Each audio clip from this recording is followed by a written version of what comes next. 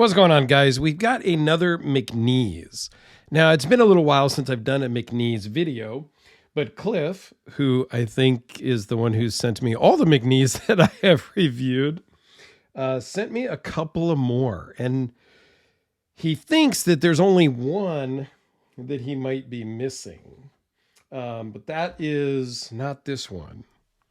It's a different one and a mini version. So there's a different one that I will do a video of maybe next, that he's missing the mini version of. But this one is the Dixon CF for carbon fiber.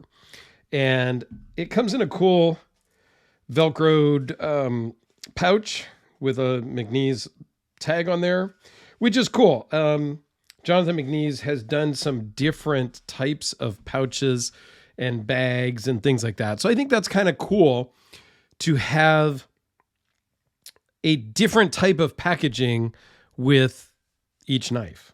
I don't know. It just kind of mixes it up a little bit. And I think that's kind of fun. I mean, we do start to expect certain things like, you know, in Medford's, we expect that Pelican case and things like that. But with other makers that kind of mix it up from time to time, I think that's cool. So anyway, this is a beautiful knife. So let's just, before we get into specs, let's take a look here at this beautiful carbon fiber with red G10 inlays. I mean, it's just awesome. G10 backspacer. I love the rock pattern on the pivot.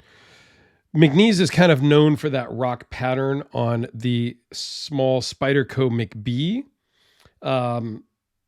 That's kind of his, I don't know, trademark. It's kind of like his signature thing. And then as we come around to the backside, you'll notice that it has a carbon fiber clip.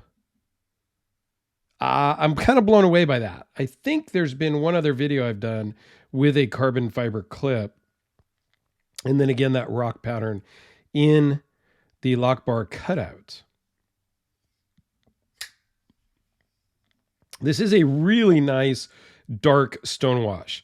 This is really my favorite blade finish, honestly, is really a dark stonewash. You can tell this one's been out for a while. This is an older model because his logo is really worn, which is awesome. And then on the backside, we just have a blade steel. And again, more of that really dark stonewash.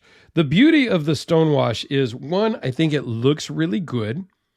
And two, it really hides the scratches and the wear marks as you use this. Now, this is something that my buddy Cliff, who sent this in, my friend up in Alaska, he actually carries and uses this. And he really enjoys it. And I think it's a fantastic carry. It works well in the pocket.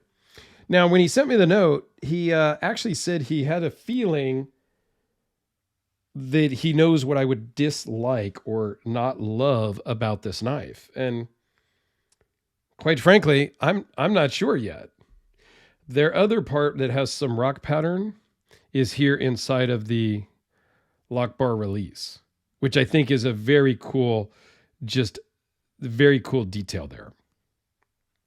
So I'm sure Cliff will chime in and maybe he'll tell us what he thought I might have an issue with on this knife.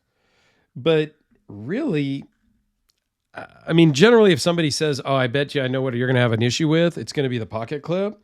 But this pocket clip, even though there is not much spring, okay, it is just carbon fiber. So it's not super springy. The way it is designed, it has just the perfect amount of tension in my pocket. Now, I just wear normal jeans. If this was in like Carhartts or Slacks, it would probably make a difference. But I wear just kind of normal Levi, Gap, whatever jeans, and it works fine. And it feels great in the hand. Has very good action. Is a, kind of fidget friendly. And really, I don't know. I dig it. I'm a sucker for carbon fiber. The carbon fiber clip, I think, is cool. It is replaceable, so I'm sure you could order a new clip if it were to break, because yes, being a carbon fiber clip, there is a chance that it could break. You know, carbon fiber is super strong, but used in that manner, if it got caught on your seatbelt or something like that, there is a potential there. So let's dive into some specs now. 4¼ inches closed, 7.5 overall. So it's a little smaller than my normal daily carry stuff, with a 3.2 inch blade and a 3.03 cutting edge. Behind the edge is 0.01. So it's super thin behind the edge. Blade thickness is 0.132. It is CPM 154, as we saw. Runs on bearings with an overall thickness of 0.476. And it weighs in at just 3.9 ounces. So even though it's carbon fiber scale and clip, it's still got some weight to it.